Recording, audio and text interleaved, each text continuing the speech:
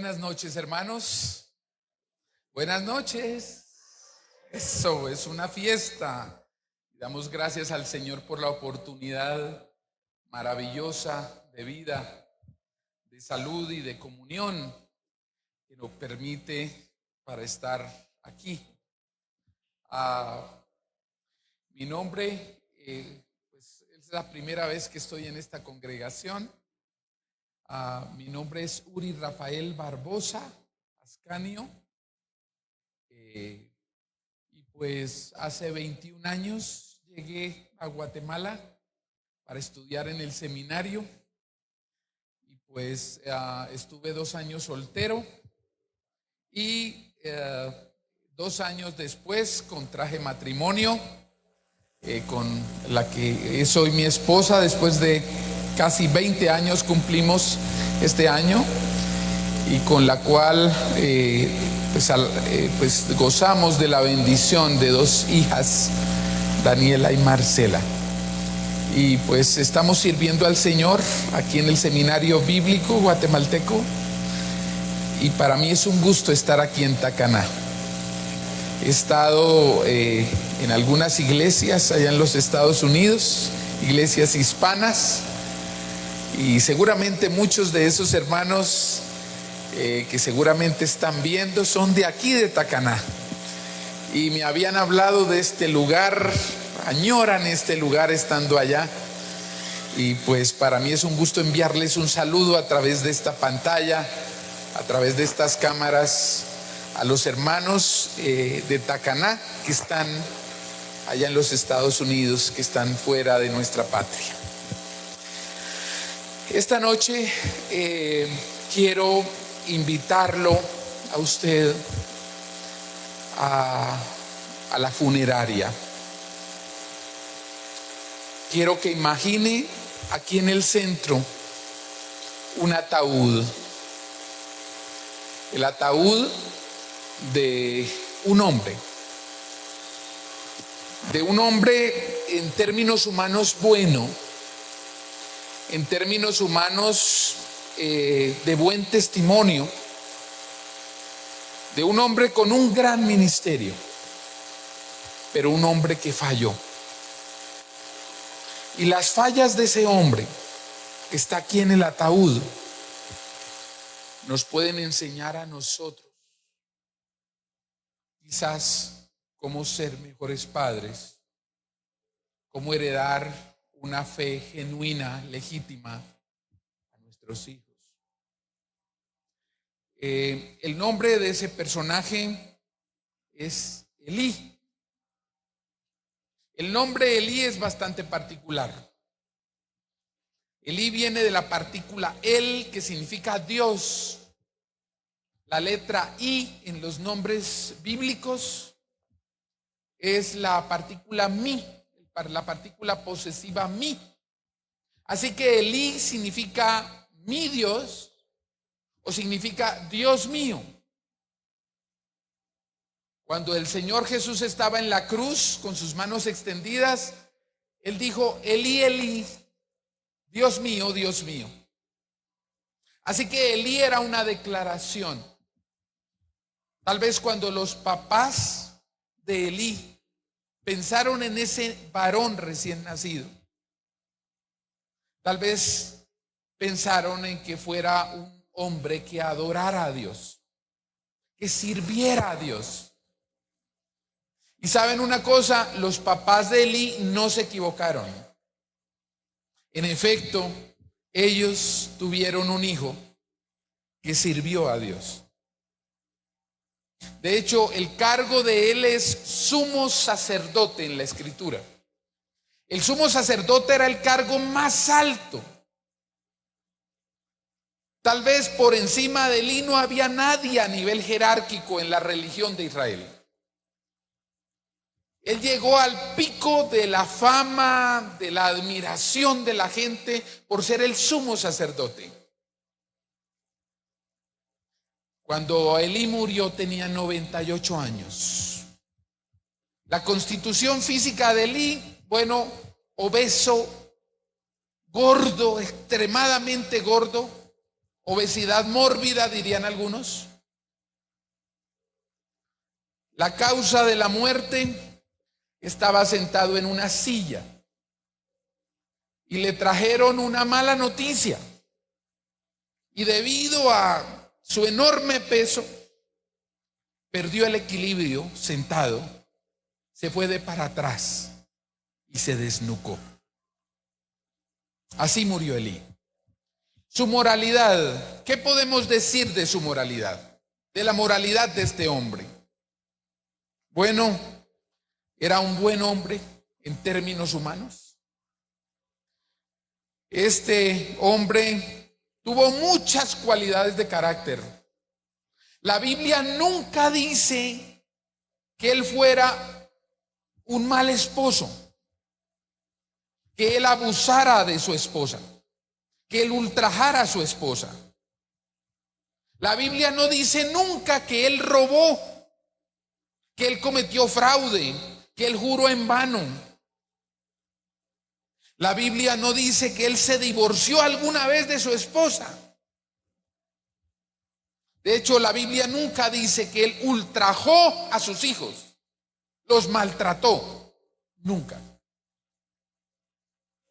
Por el contrario, llegó un patojito, un güirito llamado Samuel al tabernáculo para trabajar con él. Y Elí supo que ese güirito iba a ser su reemplazo. Pero a pesar de que él sabía que ese niño sería su reemplazo en el futuro, la Biblia nunca dice que Elí sintió celos, que Elí sintió envidia o que Elí le hizo la vida imposible a este jovencito. Por el contrario, a pesar de que sabía que ese niño lo reemplazaría, Elí se convirtió en su tutor. ¿Qué podemos decir de la vida religiosa de Elí? De este que está aquí en el ataúd. Bueno, podemos decir muchas cosas maravillosas. El viejo Elí tenía un profundo amor por el arca. El arca era el objeto más sagrado que había en Israel, que había en el tabernáculo. De hecho, como saben, el tabernáculo era un recinto un poco parecido a este lugar. La gente no entraba al tabernáculo como lo hacemos hoy a nuestras capillas. Cuando la gente venía a adorar, se quedaba afuera y adoraban desde afuera, desde el atrio. Después del atrio estaba el altar del holocausto, estaba el estanque de la purificación, pero justo después de ahí había un primer velo, una cortina que dividía el atrio donde se apostaba la gente del lugar santo, el lugar santo. Y en este lugar santo estaba la menorá o el candelabro de 7 brazos, que significaba la luz de Dios permanentemente. Estaba el altar del pan de la proposición. Estaba el altar del incienso, a donde el sacerdote llegaba, porque solo él podía entrar, y llegaba y esparcía incienso sobre las brasas encendidas, y el humo ascendía a los cielos y simbolizaba las oraciones del pueblo allá afuera. Pero aquí, como división del lugar santo, había otro velo mucho más pesado, otra cortina que separaba el lugar santo del lugar santísimo. A este lugar el sacerdote entraba una vez al año, el día de la expiación. En este lugar había un solo objeto, uno solo, el arca del pacto. Una caja rectangular de madera de acacia recubierta de oro puro, con asas o argollas en las esquinas, a través de las cuales se atravesaban varas para que los sacerdotes pudieran cargar el arca, puesto que no se podía tocar. Adentro del arca había 3 objetos. Estaban las tablas de la ley de Moisés, que representaban la ley de Dios. Estaba la vara de Aarón, esa vara rústica de pastor, que reverdeció y floreció y que simbolizaba el poder milagroso de Dios. Y estaba una vasija con el maná, que representaba la provisión de Dios. Esos 3 objetos estaban dentro del arca.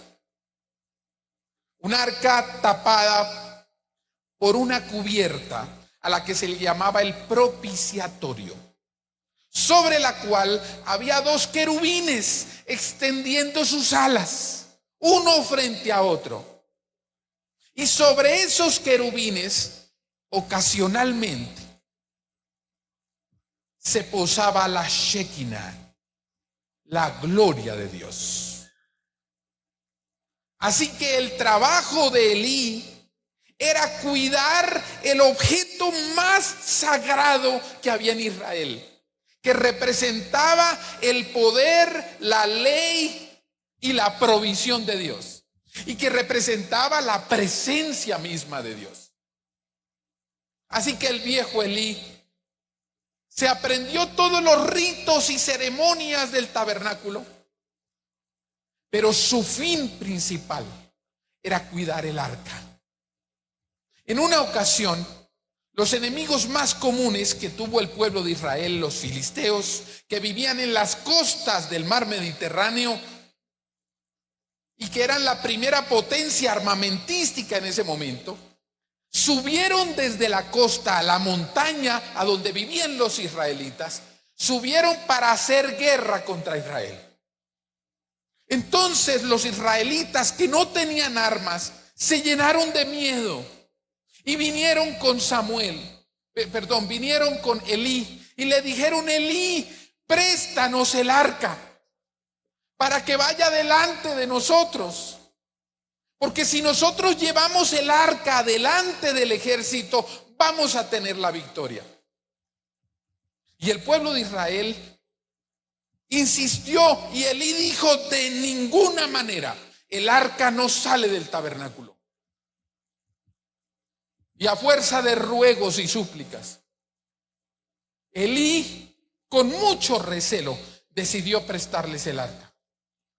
El pueblo de Israel fue a la batalla y veían en el arca un amuleto de buena suerte, así como el conductor del tuk-tuk que pone un crucifijo o una camándula para que le dé buena suerte.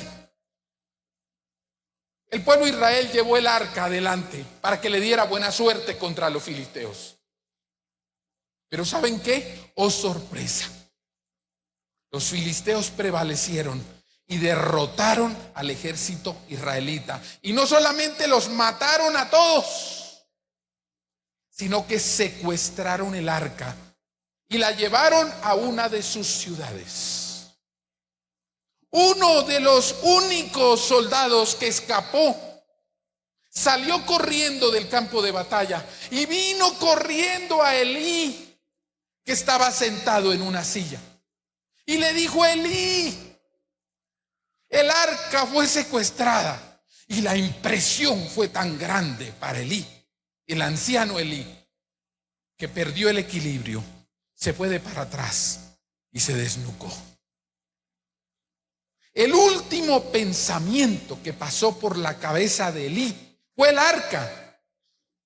Vivió, se formó, se hizo adulto y murió pensando en el arca del pacto. Y uno dice: ¿cómo es posible que un hombre que fue buen esposo, que nunca maltrató a sus hijos, que fue un buen siervo de Dios en el tabernáculo, vivió en el tabernáculo y vivió para el tabernáculo, cuyo propósito de vida fue cuidar el arca y vivir para el arca, incluso murió por el arca? ¿Cómo es posible que recibiera el juicio de Dios? Bueno, la pregunta es ¿por qué? Bueno, hay dos pistas de las cuales quisiera mencionar esta noche. Se encuentran en primer libro de Samuel,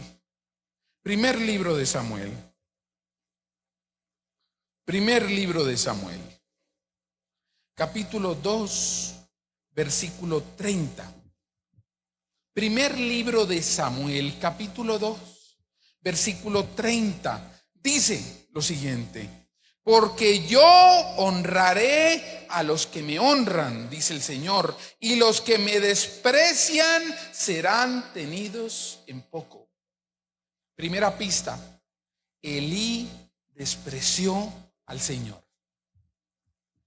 Segunda pista la encontramos en el versículo 35, capítulo 2, versículo 35. Mire lo que dice: y yo me levantaré un sacerdote fiel que haga conforme a mi corazón y a mi alma.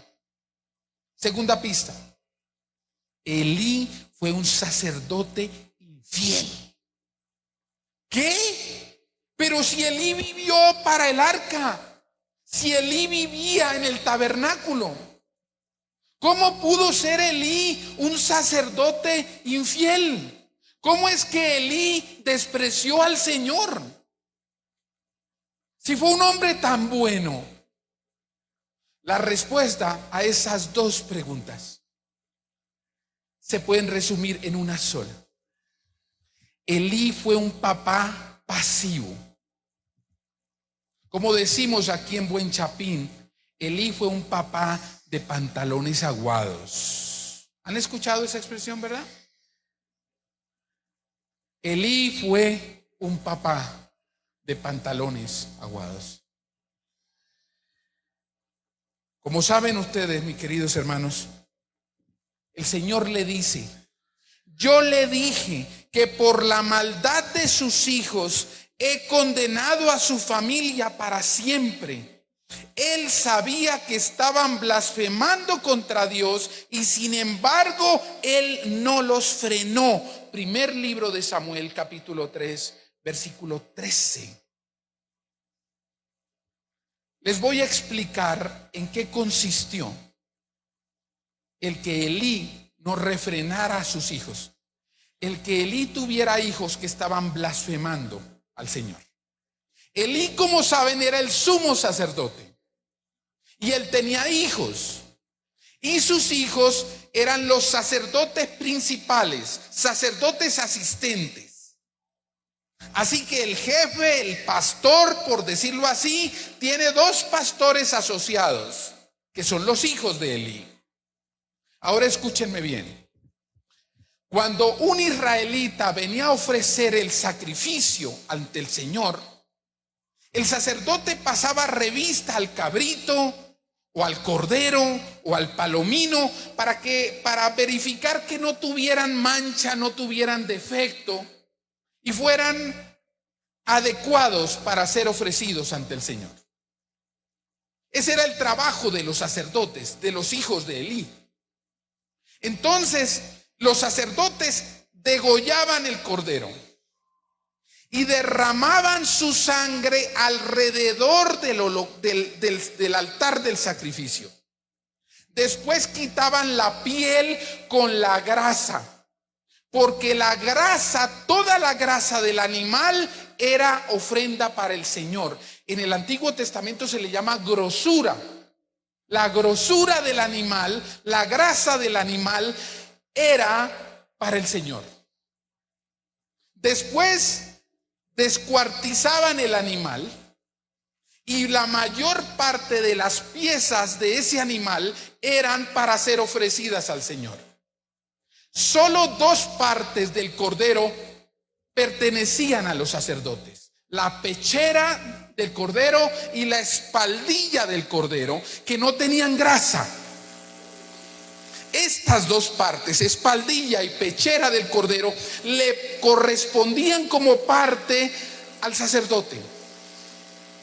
¿Cuál era el pecado de los hijos de Elí?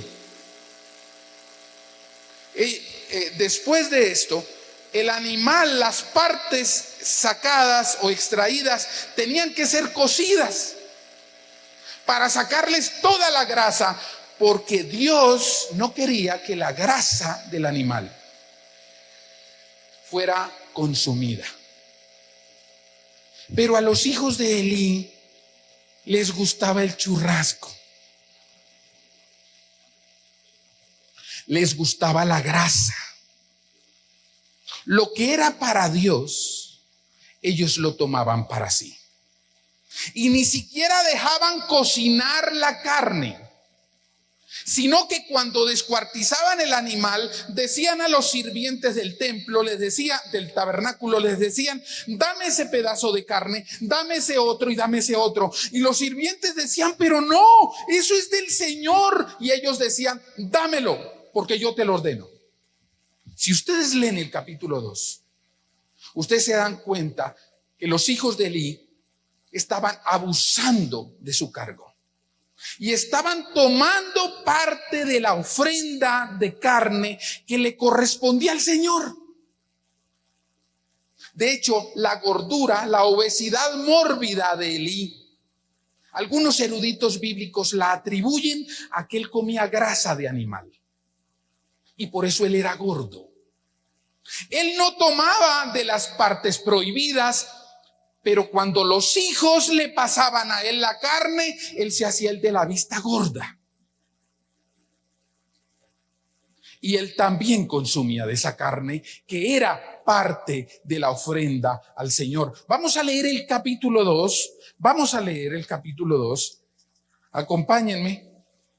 Versículo 16. Y si el hombre le respondía: quemen la grosura primero y después toma tanto como quieras, el hijo de Elí respondía: no, sino dámela ahora mismo, de otra manera yo la tomaré por la fuerza.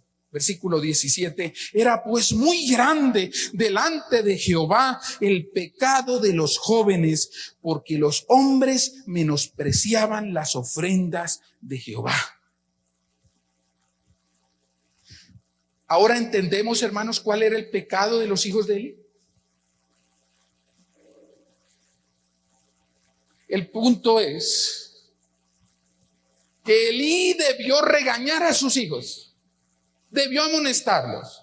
Los regañó. Bueno, sí. ¿Quieren escuchar el regaño de Elí para sus hijos? Dice el versículo: les dijo Elí: ¿por qué se comportan así? Todo el pueblo me habla de su mala conducta. No, hijos míos, no es nada bueno lo que se comenta en el pueblo del Señor. ¡Wow! Demasiado suave y demasiado tarde. A Elí le faltó columna vertebral para pararse firme y regañar a sus hijos acerca del pecado que estaban cometiendo. Pero en nombre de un falso amor, se hizo el de la vista gorda para pasar por alto lo que sus hijos estaban haciendo frente a su nariz.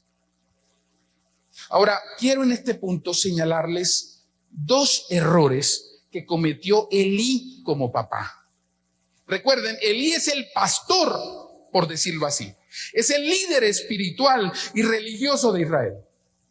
Sus hijos, en términos nuestros, vendrían a ser como los hijos del pastor.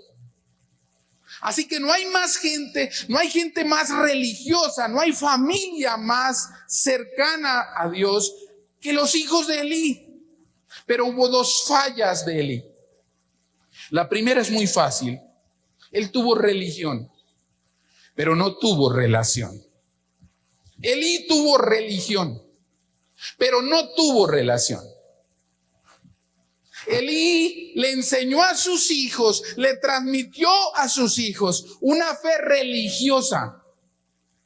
Le enseñó a sus hijos cómo funcionaba el culto, cómo eran los ritos, las ceremonias, cómo funcionaba todo dentro del tabernáculo. De tal manera que sus hijos sabían bien cómo funcionaba el culto. Hijo mío, mira, para comenzar el culto se comienza con una oración. Después das la bienvenida a todos. Cantas un par de himnos y después le das el lugar al cantante invitado. Después de eso vas a leer un pasaje de la Escritura. Y después de leer el pasaje de la Escritura, le das paso al predicador invitado. Esperamos que el predicador no se tarde mucho, porque después viene una segunda participación del cantante invitado. Y por último, recogemos la ofrenda. Y después tenemos la oración final. ¿Te lo aprendiste? Sí, papi, yo me lo aprendí. Ya yo sé cómo funciona. Así que los hijos de Eli sabían cómo funcionaba el culto. De hecho, tenían lenguaje religioso, pero no tenían una vida, una relación con el Señor.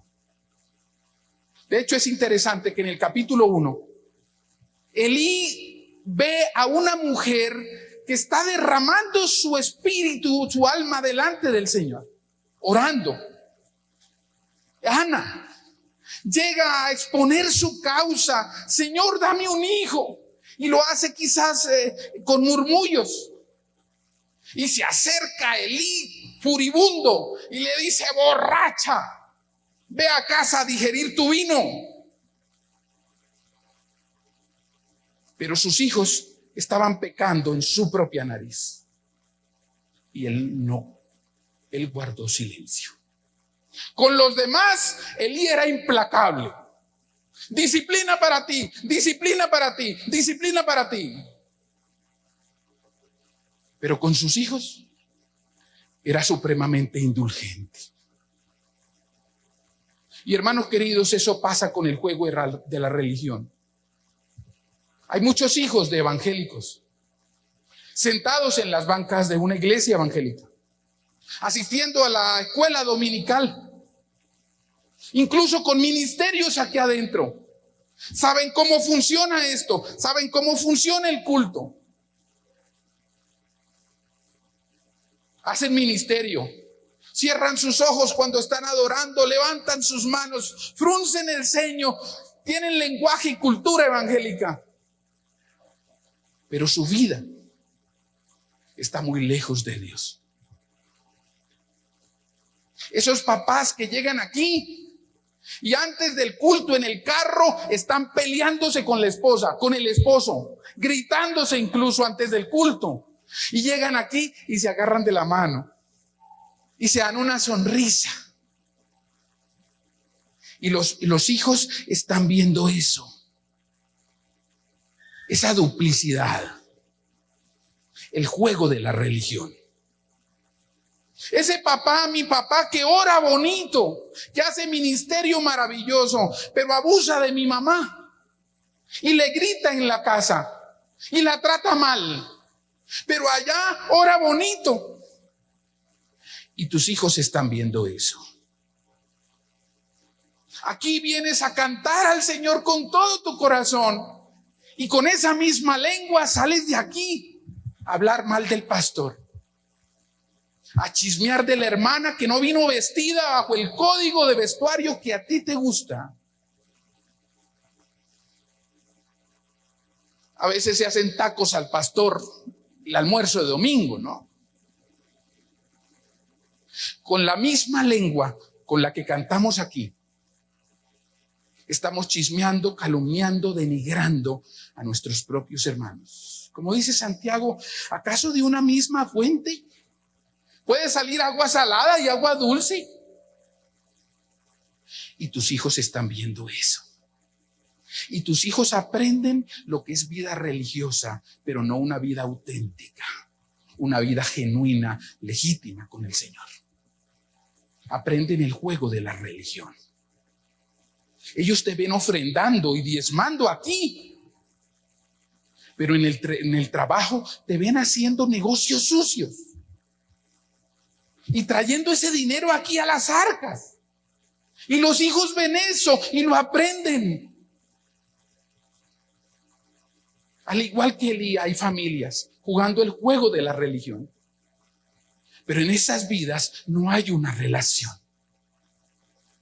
Ese fue el primer error de Elí. El segundo error de Elí fue que evadió la responsabilidad de guiar a su familia. Evadió la responsabilidad de guiar a su familia. Cuando el Señor le amonesta por sus hijos, ¿saben qué hizo Elí? Señor, pero son adultos. Ya ellos están grandes. Ya yo les enseñé todo lo que necesitaban aprender. Pero ¿saben qué? El Señor dijo, por tu causa traeré juicio sobre tu casa.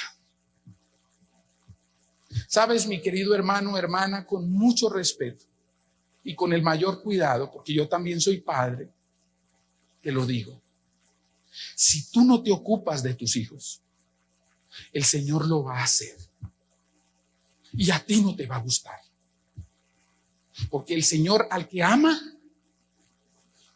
y azota. Y el verbo azotar es sarcaseo. Es latigar hasta arrancar la carne. Azota a aquel que tiene por hijo. Así que más vale que tú no evadas la responsabilidad de guiar a tus hijos, de pararte firmemente y decirles, hijos, en esta casa no se admite pecado. En este punto, mi querido hermano, hermana, quiero dejar algunas lecciones. Porque mi voz no es tan bonita como la de él. Queremos escucharlo a él, ¿verdad? Quiero dejarte algunas lecciones. La primera lección para que lleves a casa. La primera es, lleva prontamente a tus hijos a una fe personal en Cristo Jesús. Lleva prontamente, he escogido cada palabra. Lleva prontamente a tus hijos a una fe personal en Cristo Jesús.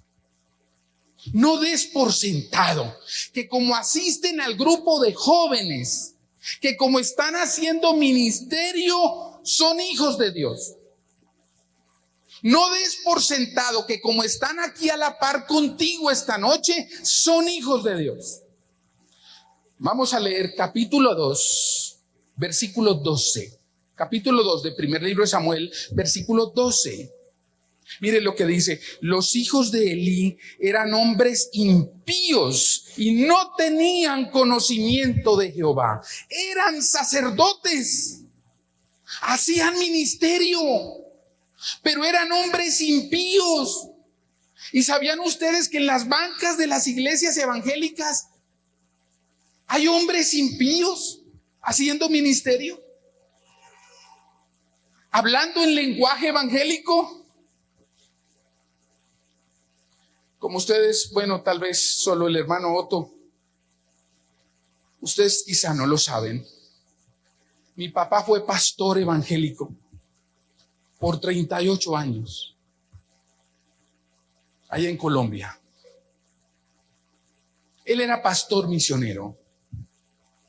Cada 6 años íbamos como familia de lugar en lugar. Papá abría obras desde cero.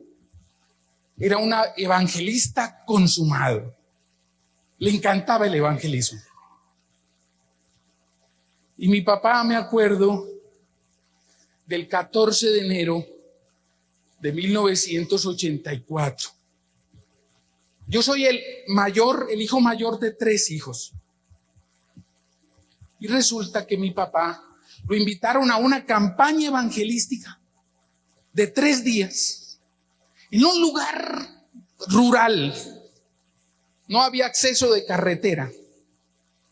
Y papá estaba encantado y me dijo: hijo, yo quiero que vengas conmigo. Y recuerdo ese día que me subí al lomo de una mula con él. Íbamos platicando en el camino y resulta que llegamos a cierta sombra. Y papá le dijo a los hermanos que nos estaban guiando que se adelantaran. Y él dijo que nos bajáramos del caballo.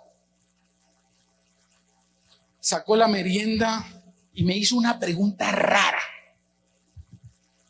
Me dijo: hijo, ¿tú recibiste a Cristo como el Señor de tu vida?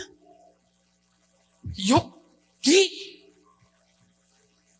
Pero papá, yo soy hijo suyo. Usted es el pastor. Yo nací en una iglesia. Mire, yo declamo todos los días de la madre. Canto en el coro de niños en Navidad. Claro que soy cristiano. Y papá me dijo: no, hijo, eso no es ser cristiano.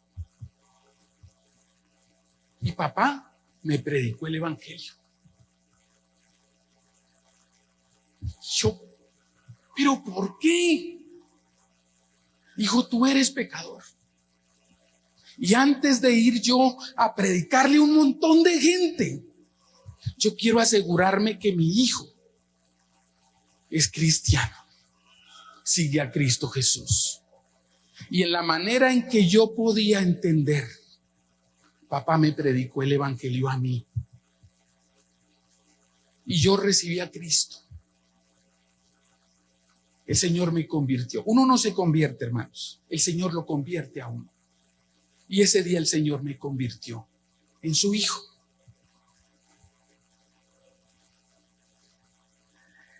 Me llamó la atención, porque eso hice con mis dos hijas cuando tuvieron edad. Yo las llamé, las senté: mis amores, necesito que ustedes conozcan al Señor Jesucristo. Pero papá, y me argumentaron exactamente lo mismo. Y yo les expliqué el evangelio que ellas necesitaban entender, y al Jesucristo que necesitaban conocer. Hermano querido, lleva prontamente a tus hijos a una fe personal, no una fe prestada, una fe personal en Cristo Jesús. No dejes, por favor, que ningún maestro de escuela dominical te quite a ti ese privilegio. No dejes que ningún pastor te quite a ti el privilegio de llevar a tus hijos a esa fe personal. Ese es tu privilegio, hermano. Ese es tu privilegio, hermana. Ese es. Número 2, segunda idea. Enseña fervorosamente a tus hijos el respeto por la palabra de Dios. Enseña fervorosamente a tus hijos el respeto por la palabra de Dios. Hermanos queridos, Elí no pudo hacerlo. Elí le enseñó a ellos religión, pero sus hijos estaban pecando y él no se paró firme. Y puede haber aquí papás, quisiera pensar que no, pero puede que haya un papá o una mamá viéndome a través de la pantalla, que quizás sabe que sus hijos están en pecado, que sus hijos están transgrediendo la palabra y no los frenan, no los reprenden. Hermano querido, esa es tu responsabilidad. Por favor, haz que la palabra de Cristo se respete en tu casa. Hija, hijo, te amo y te amamos, pero en esta casa no podemos permitir esa conducta. Y si el hijo rebelde persiste, así como hicieron Billy Graham y Ruth Graham con Franklin, le dijeron: hijo, ahí está la puerta. Si tú sigues con esta conducta, tú no puedes estar en esta casa. Ahí está la puerta. No puedes estar acá. Y con lágrimas tuvieron que hacerlo. Pero hijo, si tú te arrepientes, esas puertas siguen abiertas para ti aquí. Pero hermano querido, tú eres un guardián en tu casa. una guardiana de la honra a la palabra de Dios. Haz que se respete en tu casa. Número tres, involúcrate activamente en la vida de tus hijos. Involúcrate activamente en la vida de tus hijos. ¿Sabes qué? Hay algo que no te he contado de los hijos de Elí. Ellos se estaban acostando y estaban teniendo sexo con las mujeres que cuidaban el templo, con las diaconisas. Los hijos del pastor, aprovechando su cargo para tener sexo con las mujeres que cuidaban el templo. ¿Qué horror? No, eso no está tan lejos. No se imaginan la cantidad de jóvenes haciendo ministerio en las iglesias. Yo he conocido al director de alabanza que deja embarazada a la corista. Involúcrate activamente en la vida de tus hijos. Elí no sabía. ¿Saben quién le contó a Elí? El pueblo. El pueblo comenzó a murmurar. Miren los hijos del pastor acostándose con las mujeres, fornicando frente al papá y él no se da cuenta.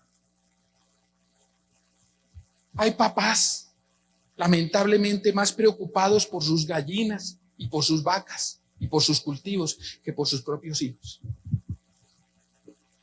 Se levantan y se acuestan todos los días con el afán de ganar dinero y hacer crecer su negocio. Pero sus hijos pecando, todo el mundo lo sabe.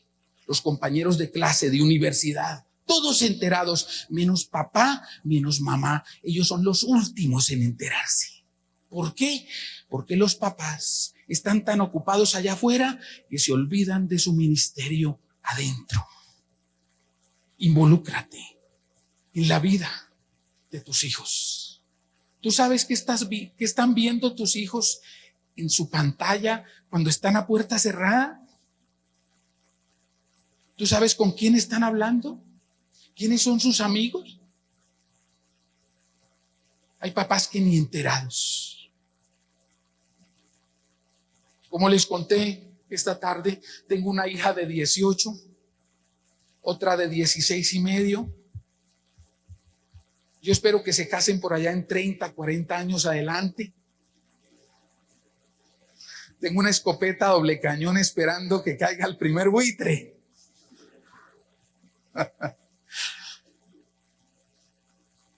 No soy tanto así.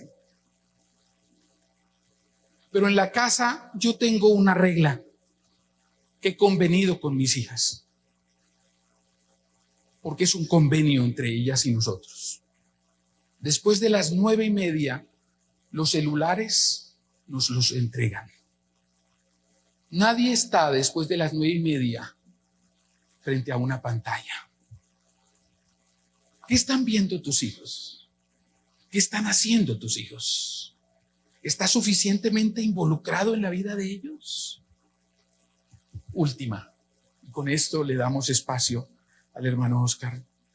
Corrige sabiamente a tus hijos cuando sea necesario. Corrige sabiamente a tus hijos cuando sea necesario. Elí, cuando el Señor le dijo, tus hijos están pecando, pero Señor, él tenía 98.